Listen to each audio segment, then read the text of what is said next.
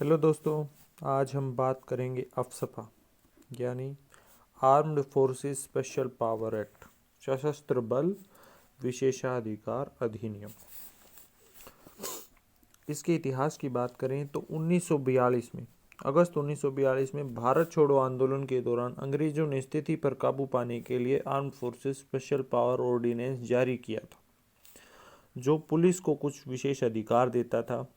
इसके बाद 1947 में आज़ादी के बाद बंगाल और आसाम में हिंसा होने की वजह से सरकार ने 4 अध्यादेश जारी किए, जो arm forces special power ordinance से थे, जिसमें सेना को विशेष अधिकार मिले हुए थे। इसके बाद 1948 में सरकार arm forces special power bill लेकर के आई थी और सेना को विशेष अधिकार दिए गए थे, लेकिन इस कानून को 1957 में खुद भारत सरकार ने निरस्त कर दिया था। इसके बाद जब आसाम और मणिपुर के एरिया में या नागा समुदाय ने जब विद्रोह की भावना भड़क उठी, तो भारतीय संसद ने armed forces special power act 1958 पारित किया।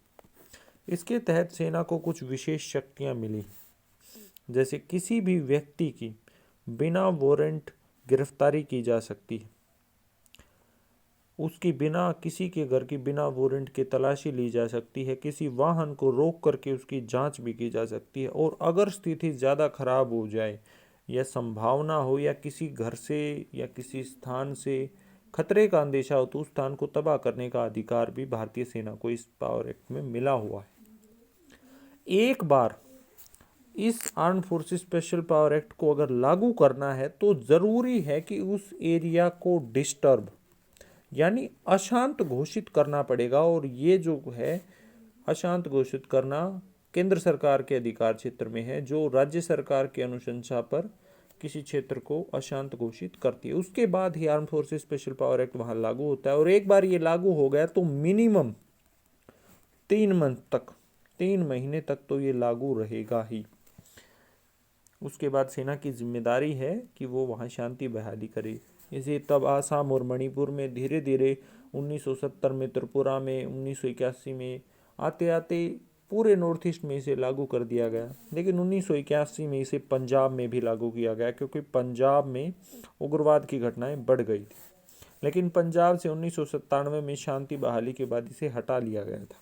लेकिन 1990 में जब कश्मीर में हिंसा भड़की तो 1990 में इसे कश्मीर में लागू किया गया, और आज तक कश्मीर में ये लागू हुई है।